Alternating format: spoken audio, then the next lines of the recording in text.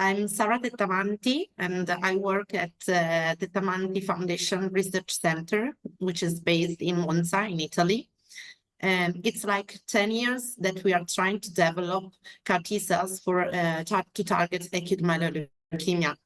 Nowadays, 6 products have been approved by regulatory agencies to treat B-cell origin neoplasms and also multiple myeloma. For AML, we are still in an infant phase since there are no CAR T cells approved up to date. We are still trying to achieve a good in therapeutic index for this indication. Indeed, there have been several clinical trials exploring different targets, and of course also our group tried to investigate which were the most overexpressed TAAs in AML.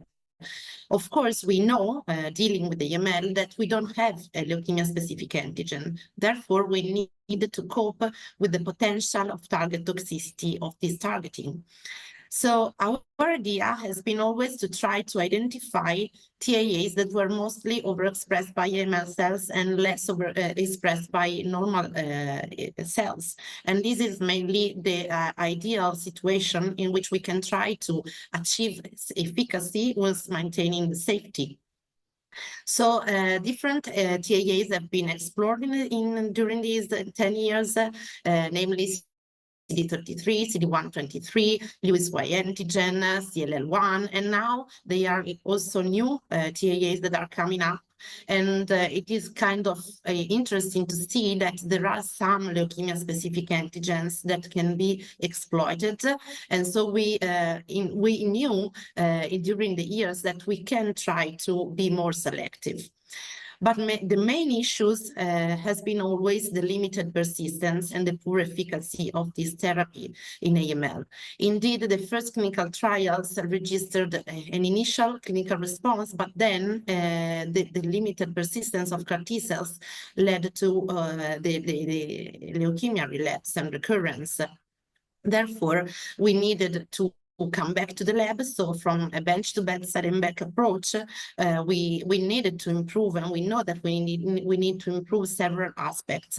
So the main limitations, of course, are the absence of an ideal target antigen and also the tumor heterogeneity. So we need to probably cope with different situations, different AML settings, and also to try to identify different combinations of targeting. Another issue is the manufacturing process, because the main source has been always the autologous source. But from the biology of the disease, we know that the AML cells are making T cells dysfunctional. So there is a kind of impaired immunological synapse. AML cells are releasing inhibitory or immune suppressive factors that are kind of impairing the T cell functionality.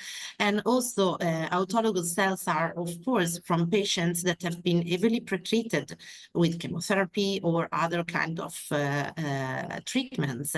Therefore, we understood that probably T cells from the autologous source are already dysfunctional. So engineering them with the CAR, it's not easy. You can have problems of manufacturing failures, so not enough cells recovered and produced, and also once infused, these cells can be already dysfunctional. So and now current research is really moving forward in order to identify other kind of sources, such as the allogenic source, and also to try to improve the fitness of the cells. Because from other clinical trials from lymphoma or also chronic leukemia, we understood that the fitness, the T cell fitness of the CAR T product before the infusion is an issue. It matters in order to achieve complete responses in patients. So probably we do need, of course, to implement also the fitness of the T cells that we are exploiting to generate CAR T cells for AML. Another limitation up to date is, of course, the off-target toxicity. So we need to, of course, to deal with the potential off-target toxicity we have in AML, because the TAAs are shared with normal tissues. An example can be CD123, which is also expressed at low levels by endothelial cells or hematopoietic stem cells. The same is for the CD33, which is shared with the normal myeloid compartment. And so if we want to conceive CARs against these TAAs, we have also to deal with the potential toxicity. So novel strategies up to date are, for example, the epitope editing. So trying to edit the hematopoietic stem cells that will be used for the transplant in order to not be seen by CAR T cells. So in this way, the patient could achieve the benefit from CAR T cells, but without any toxicity on the normal hematopoietic compartment. So this is a new way, a new route of investigation. Another kind of investigation is trying to design smarter CARs, such as the split CARs.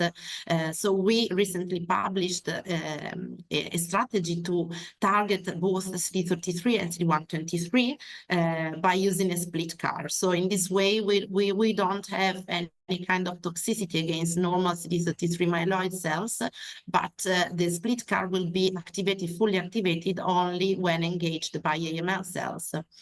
So this is another route of investigation. So try to design a novel CARs. In this sense, an important issue in AML is the tumor microenvironment. We know that we have an immune suppressive tumor microenvironment, and in the CAR T field now they are like new ways to design the CARs in order to tackle also the tumor microenvironment. For example, the idea of designing armored CARs, such as improving their functionality, adding cytokines, for example, IL-15 to the CAR design in order to make them more functional ones in vivo, or, for example, in improving the homing in the bone marrow niche. And also our group, we recently published a way to improve the homing of CD33 CAR cells by adding a CXCR receptor in order to exploit the chemokinesis of CXCL12. And so these are other ways to improve the functionality of the CARs. And another important aspect is the clinical setting. So the design of the clinical study you want to conceive. So nowadays we are like moving to the idea of treating patients, of course, that are relapsing after transplant, or maybe they are chemo-resistant. So it is important also to understand when to give these cells to the patients. So I think that in the next future we will see, of course, new CAR designs, such as combinatorial strategies, both against different TAAs or also against the leukemic cells, but also the tumor microenvironment. And also we will see some new investigations on the T cell source in order to improve the fitness of the T cells for such indication.